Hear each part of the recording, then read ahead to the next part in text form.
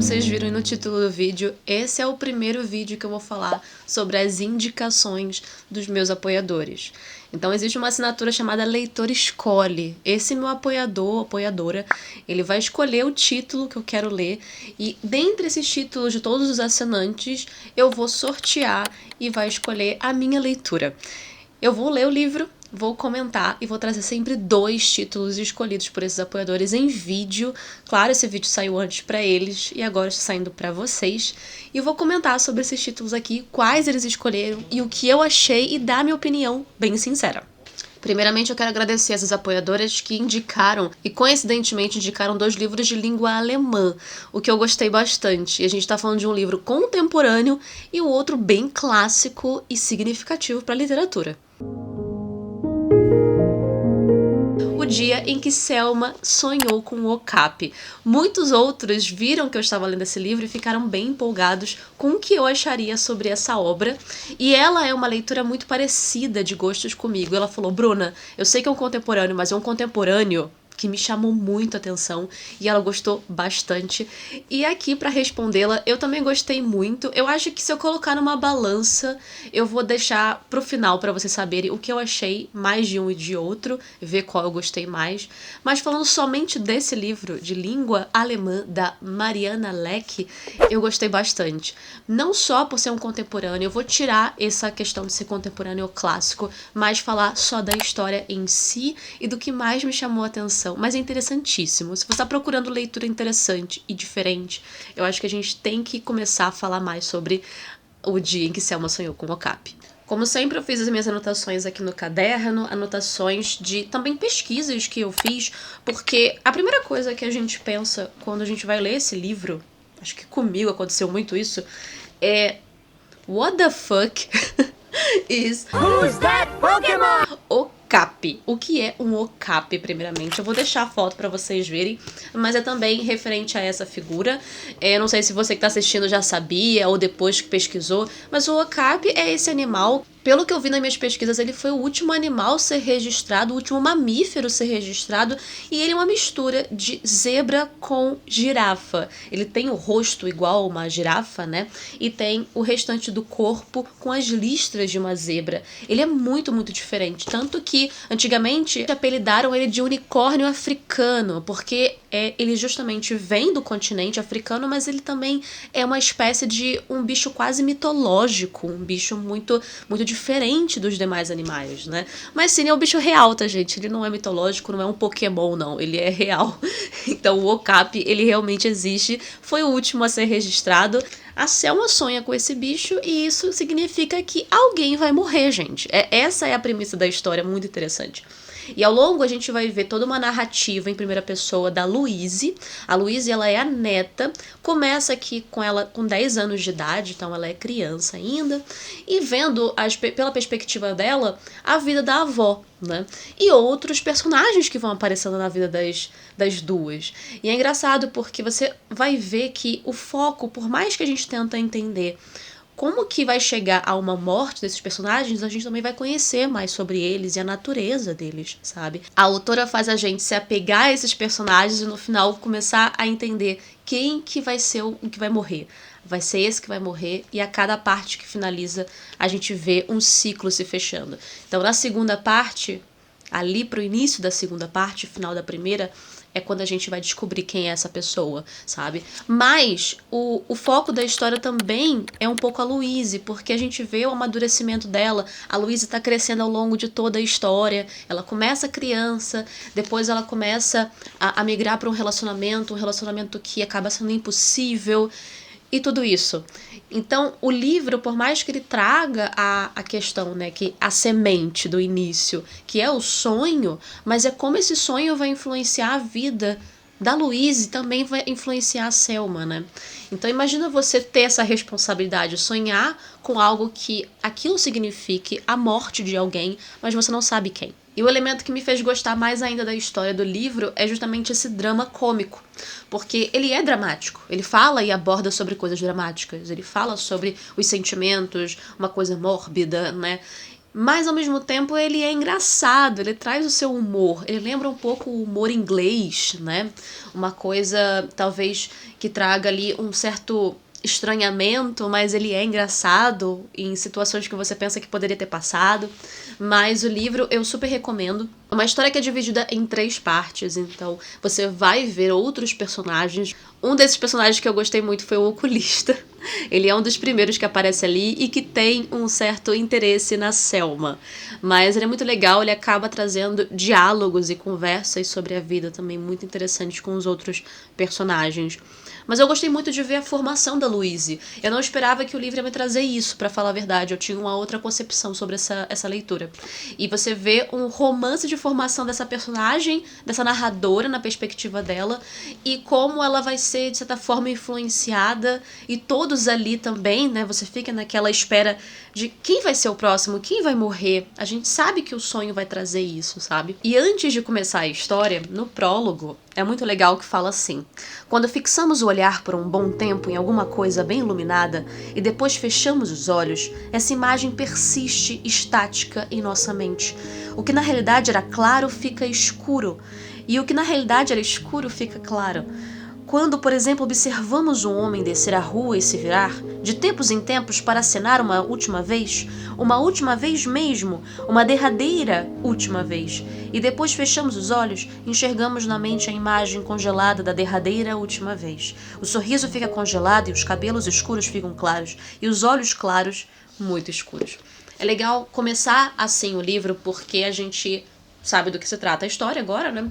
Então a gente vê que a imagem congelada é justamente a última vez que você vê aquela pessoa. E antes de começar a história e saber também do que se trata tudo isso, eu fiquei me refletindo, né, sobre essa parte, porque eu pensei, caramba, isso é muito verdade. Quando eu lembro de coisas do passado, pessoas que se foram principalmente da minha vida, eu lembro ou tento lembrar na minha memória ali a última vez que eu vi aquela pessoa, e é uma coisa congelada mesmo, é uma imagem escura.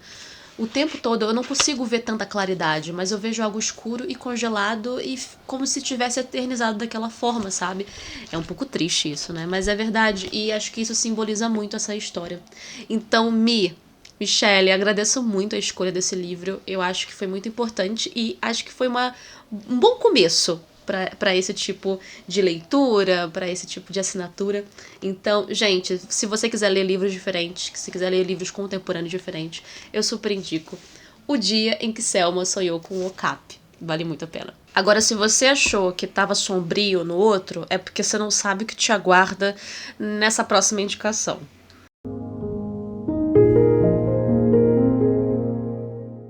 Eu tô falando de A Aranha Negra, de Jeremias Gotthelf. Esse é um autor suíço e também de língua alemã que foi escrito. Mas, cara, escuta porque tem muita coisa interessante, porque não é só sobre a história, mas o que eu pesquisei a respeito também de outros autores que falaram sobre esse livro, e é interessante demais. Primeiro de tudo, eu não sei nem por onde começar. Porque é muita coisa, cara. E eu pesquisei umas coisas, achei muito legal. Mas primeiro de tudo, o Aranha Negra, ele começa com um batizado de uma criança, tá? Então a gente tem essa família bem religiosa e a gente tá falando de uma história escrita por um cara, que é o Jeremias Gotthelf. Na verdade, ele tinha outro nome, né? Esse é um pseudônimo. Ele era o Albert Britzius, e ele tinha até uma maneira de se expressar e de escrever bem rústica, tá? Até segundo o Otto Maria Carpo, é uma literatura rústica e um dos melhores é sim o senhor Gotthelf. Mas eu vou falar Gotthelf porque eu acho que é mais bonito. Mas ele era também pastor. E ele tinha umas opiniões até um tanto radicais, segundo os outros, né, na sua região, em Berna, mas ele começou a escrever essas histórias justamente para alcançar esse público, esses outros camponeses, porque ele via que os sermões não estavam adiantando nada e ele achava que o jornalismo ele era muito subversivo, né?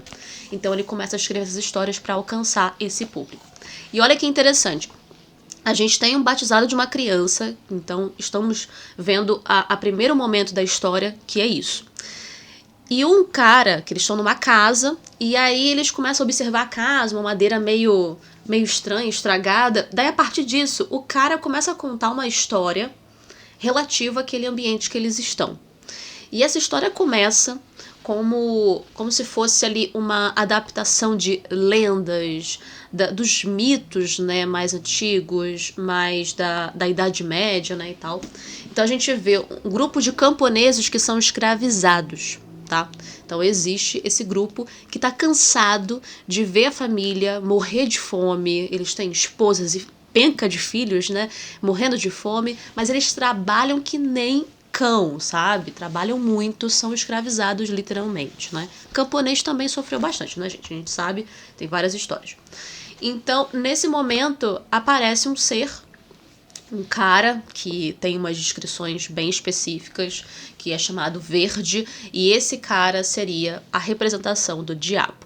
Enquanto iam chorando ali desorientados, um não querendo mirar o outro, não podendo ver a miséria alheia porque a própria já lhe desabara sobre os ombros, e ninguém queria voltar para casa com a notícia, levar a miséria para mulher e filhos, eis que surgiu, repentinamente diante deles, ninguém sabia de onde, um caçador vestido de verde, espichado e macilento. Sobre a boina atrevida balançava uma pena vermelha, no rosto escuro flamejava uma barbicha também rubra, e entre o nariz recurvado e o queixo proeminente, quase invisível com uma caverna sob rochas amontoadas, abriu-se uma boca que perguntou. Aqui a gente vê uma tentativa ali de tentar ajudar esses camponeses, mas a gente sabe que é o início de um pacto, né? E na nota do tradutor a gente então vê que é uma representação do diabo, que ele fala que trata-se do diabo como indicarão os atributos da barbicha rubra e da pena no alto do chapéu. Então a gente já tinha visto antes na literatura alemã essa representação de um Fausto, de um diabo, tá? Justamente com essas características, e eles chamam o tempo todo de verde. Eles não indicam necessariamente que é o diabo, mas eles chamam de verde como esse ser diabólico. A gente vai ter uma história, então, entre o bem e o mal, os camponeses versus o diabo em si, porque no final das contas ele quer um bebê, o próximo que vai nascer. É como se ele vai utilizar essa criança para poder ela ser doutrinada por ele, ele poder usá-la do jeito que ele quiser. E como ele queria uma criança que não tinha nascido ainda, é porque ele queria uma criança não batizada. E aí a gente lembra daquela história que é de quem está contando, que é a primeira história durante um batizado. É como se o batismo ele fosse uma forma de impedir essa ação do diabo. Então, se ela não é batizada, então ela tá vulnerável, né? Ela tá sem a proteção e ele pode, então, no caso, utilizar e fazer o que ele quiser, o que ele bem entender com ela. Daí a gente vai entrar na cena mais sinistra, que é a cena que dá nome ao livro Aranha Negra. Da onde que vem essa Aranha Negra? Bom, a gente tem uma personagem chamada Cristina, que é a esposa de um dos camponeses, e ela vai estar diante também desse Verde. E é a única que vai se aproximar tão severamente dele, ela vai conseguir até ver o que tem ali naquele rosto tão cavernoso. E não só isso, minha gente, a gente tem uma sensualidade ali, porque o próprio Verde, o diabo, ele vai dar um beijo no rosto da Cristina, tá? Vai selar um beijo no rosto dela. E esse selar o beijo é, na verdade, algo como um parto. Ela vai gerar essas aranhazinhas. Se você tem aracnofobia, eu também tenho, gente, mas assim, vai na boa. Eu tenho pavor também de aranha, mas por mais que tenha essas descrições horrendas da aranha nascendo no rosto dela, fica de boa, porque acho que não dá nenhum tipo de pânico, não. Mas se você tiver muito medo, aí você pode pular essa parte. Então os camponeses fizeram de tudo, tentaram inventar coisas de colocar as mulheres lá chorando, pedindo para que não tivesse que fazer isso. Até tentaram falar com a Cristina também, só que eles não sabiam até o momento que a Cristina já tinha visto e já tinha falado com o próprio diabo, né? A Cristina, no caso, antes de receber o beijo do diabo, ela estava tentando, de certa forma, enganá-lo, mas tentar dar uma outra forma de pagamento. Não ter que ser uma criança, mas uma outra maneira. Mas isso não adiantou de nada. Então, eles acabaram que continuaram com a vida deles, o trabalho, e foram se esquecendo do diabo. Só que eles não conseguiram esquecer, porque aí vem a tal da Aranha Negra, e aí começa o livro. Mas sim, esse beijo, esse selo, né, no rosto dela, é como se fosse mesmo algo mais sensual, talvez tenha um tom de erotismo aí, e também representa muito uma figura bíblica que é a própria Eva, né? Então é como se fosse o pecado selado ali. Então ela gerou o parto dessa aranha negra, e é tão horrível que todo mundo fica desesperado com o nascimento desse bicho. E também essa questão da Eva é por conta seria o fruto proibido, né? E ela que trouxe isso. Então a Cristina poderia ser uma grande figura para representar. E sim, a gente está falando de um autor que é pastor e que trouxe muitas questões aqui, não só cotidianas dos camponeses, mas com esse pano de fundo mais religioso e bíblico, né? Para poder tentar conversar com essas pessoas. E um acréscimo interessante é que, como eu disse, a primeira história, no caso, é do batizado, e ele está contando uma segunda. Essa questão da história estar inserida em outra é uma forma de moldura, uma narrativa moldura, enquadramento, em que você conhece histórias a partir de outros personagens. Por exemplo, o Morro dos Ventos Uivantes, que a gente está lendo na nossa LC agora do mês, também tem uma narrativa moldura. A gente tem a história do Lockwood e depois a gente tem a história da Nellie, que vai contar para ele sobre o Morro dos Ventos. E dentro da história da Nellie, a gente também tem outras histórias. Às vezes algo que o Radcliffe contou para ela, ou algo que a própria Isabela, na carta da Isabela também conta. Então, sabe, uma história dentro da outra, como se fosse uma boneca russa. Isso é um enquadramento, é uma narrativa moldura que também a gente vê aqui. Eu fui atrás de outros livros, né? Um deles, que é A Língua Absolvida do Elias Canet. O Elias Canet, ele comenta em um dos capítulos a sua leitura sobre a Aranha Negra, que eu vou falar aqui, e também o romantismo do volume 6 de Carpo, do Otto Moria Carpo. Ele também fala do Gothelf aqui nesse volume. Esse aqui é o volume 6 de 10 da História da Literatura Ocidental, que é o meu livro, né, meus livros de pesquisa. Sempre que eu estiver lendo um autor legal, assim, diferente, eu vejo qual é o ano dele e caço aqui nos livros do Carpo. E aqui no romantismo ele vai falar que o Gothelf, além de ser um dos melhores da literatura rústica, ele é muito primitivo também. E foi um livro que, uma história, novela no caso, que ele escreveu originalmente em 1842, tá? E ele trouxe também as questões não só bíblicas, mas quis usar ali das influências de lendas e também do que aconteceu sobre a peste negra. Daí o Elias Canet, ele, quando era mais novo, ele leu o livro Aranha Negra. E é legal porque ele se sentiu tão atacado sobre essa história, ele não conseguia nem se olhar no espelho, segundo ele vai relatando aqui. Ele não conseguia se olhar no espelho porque ele achava que essa aranha ia aparecer no seu rosto. Ele andava na rua e ele achava que ia aparecer numa pessoa, ou ele achava que ia aparecer em qualquer ambiente que ele estivesse. Ele estava apavorado mesmo com essa história.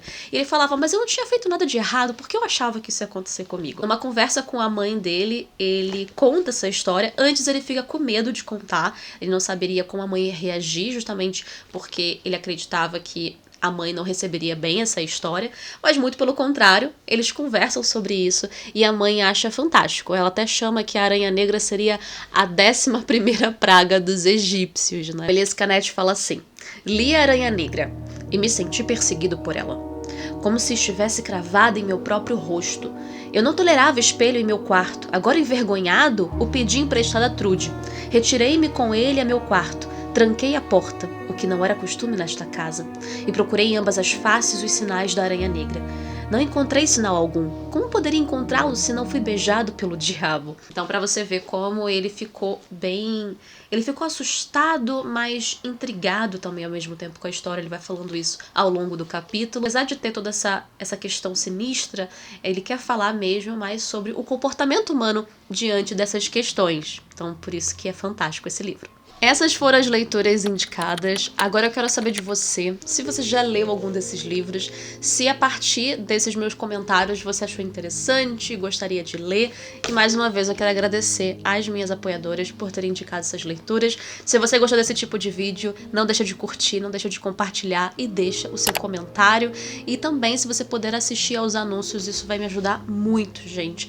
E se você puder ativar o sininho para receber as notificações dos vídeos, para que eu possa crescer mais. Avisando aqui de novo, eu recebi muita sugestão dos apoiadores dizendo para eu diversificar os vídeos. Então os vídeos que eu gosto de fazer reflexivos vão continuar, mas eu vou também trazer mais resenhas, tentar voltar com as curiosidades, voltar com os vlogs. Alguns vlogs serão exclusivos dos apoiadores, tá? Já vou avisando, mas eu vou tentar fazer isso também. E se você se interessar, pode assinar o Leitor Escolhe, tá aí o link na descrição para você também me indicar algum livro e se quiser saber a minha opinião. Agora ao final eu disse o que eu achei, né, sobre se eu tivesse que escolher os dois. Numa balança, todo mundo sabe, talvez deve saber que eu vou escolher o Aranha Negra. Pra mim, entre os dois, é o grande vencedor, porque ele traz questões que me interessam muito, mas não descarto o fato de eu ter gostado também da Selma, tá? Mas os dois livros super recomendo. Livros diferentes, apesar de ser da mesma língua, mas são diferentes e super indico em várias ocasiões. Eu espero que você tenha gostado desse vídeo, a gente se vê numa próxima e logo mais eu vou trazer um outro vídeo com mais 2 indicações dos meus apoiadores. Obrigada por ter assistido. Tchau!